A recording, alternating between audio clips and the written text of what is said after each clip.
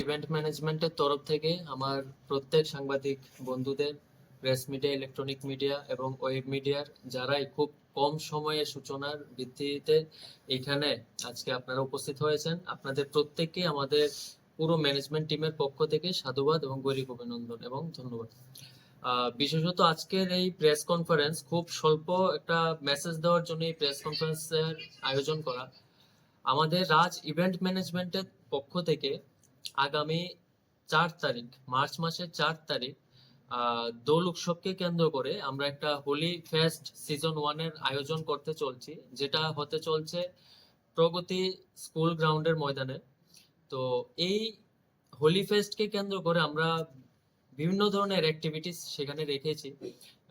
সেই জায়গায় আমরা বিভিন্ন আর্টিস্ট, হ্যাঁ, যেখানকায় থাকবে আমাদের রাজ্যের, যেহেতু প্রগতি স্কুল ময়দানটা এবং পার্শ্ববর্তী এরিয়াটা সম্পূর্ণ জনজাতি এরিয়া, তার জন্য আমরা রাজ্যের খ্যাতনামা দুজন ককবরক সিঙ্গার সেখানে থাকছেন।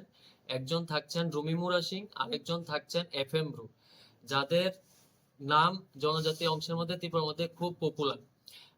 তারপরে থাকছে খুব রিসেন্ট আমাদের ত্রিপুরারই আমাদের গর্ব কিষান দাস, যিনি রাজ্যের হয়ে সারেগামা রিয়েলিটি শো, জিটিভি সারেগামা শোতে উনি পারফরমেন্স করেছেন, উনিও আমাদের শোতে পারফরমেন্স করবেন। তাছাড়াও বিশেষ যে আমাদের অ্যাট্রাকশন, যে সেলিব্রিটি, একজন আমাদের international global DJ artist DJ Riya এখানকায় আসছেন, সে আপনাদের সঙ্গে হোলি সেলিব্রেট করার জন্য।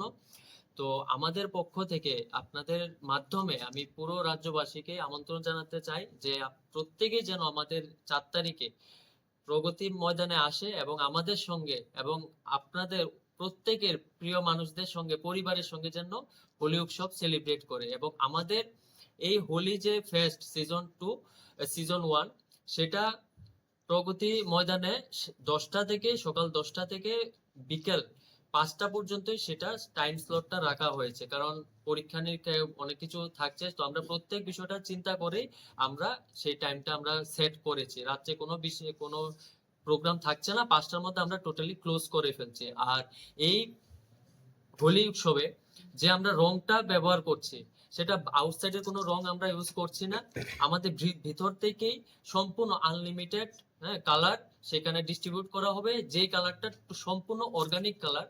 বিশালগড়ের আমাদের স্বনির্ভর এসএসজি গ্রুপের দিদিদের দ্বারা সেটা গত 1 মাস ধরে বিভিন্ন ফুল, গাজর, পালং শাক দিয়ে একটা অর্গানিক কালার সেখানে তৈরি হচ্ছে, যে কালারটা আমাদের তরফ থেকে এখানে ফ্রিতে ডিস্ট্রিবিউট করা হবে। সেই অর্গানিক কালার দিয়ে, সেখানে কোনো কেমিক্যাল রং আমরা ব্যবহার করছি না।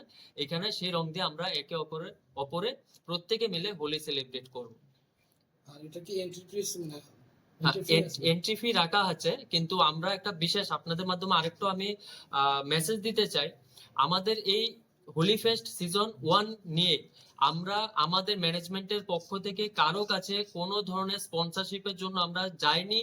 বিভিন্ন ধরনের আমাদের কাছে খবর আসছে যে আমাদের নাম করে নাকি বিভিন্ন জায়গায় কথাবার্তা, মানে টাকার স্পন্সরশিপের জন্য যাওয়া হচ্ছে। আমি আপনাদের মাধ্যমে প্রত্যেক প্রতিষ্ঠানের কাছে আমি করজোড়ে প্রার্থনা করব, এই ধরনের কোনো যদি কেউ আমাদের নাম বিক্রি করে, কেউ যদি যেতে চায়, সরাসরি আমাদের নাম্বার প্রোভাইড করা আছে, সরাসরি যেন আমাদের সঙ্গে যোগাযোগ করে এবং আমাদের গোচরে নেয়।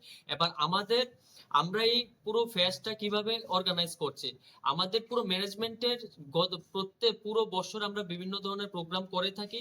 সেখান থেকে আমাদের যে প্রফিটটা থাকে সেটাই দিয়ে আমরা চেষ্টা করি যে একটা বছর একটা বা দুটো মানুষের জন্য আমরা কিছু একটা এন্টারটেনমেন্টের ব্যবস্থা করা। এবার এটাতে আমরা ন্যূনতম 99 একটা আমরা ফিস রেখেছি টিকেটের, যেটা হয়তো আমাদের কথাবার্তাও চলছে, হয়তো ফ্রিও হয়ে যেতে পারে।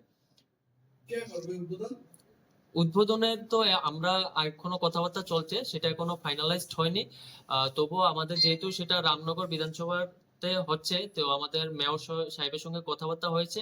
তো উনি ওনার ব্যক্তিগত কিছু কারণে বা ওনার অফিসিয়াল কর্মকাজের জন্য উনি কলকাতায় যেতে পারেন বলেছেন। যদি থাকেন তাহলে অবশ্যই আমাদের উদ্বোধনে থাকবেন।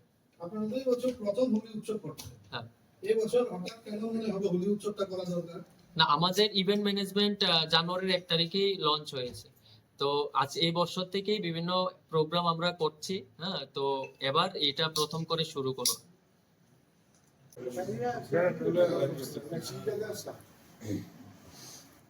Basta.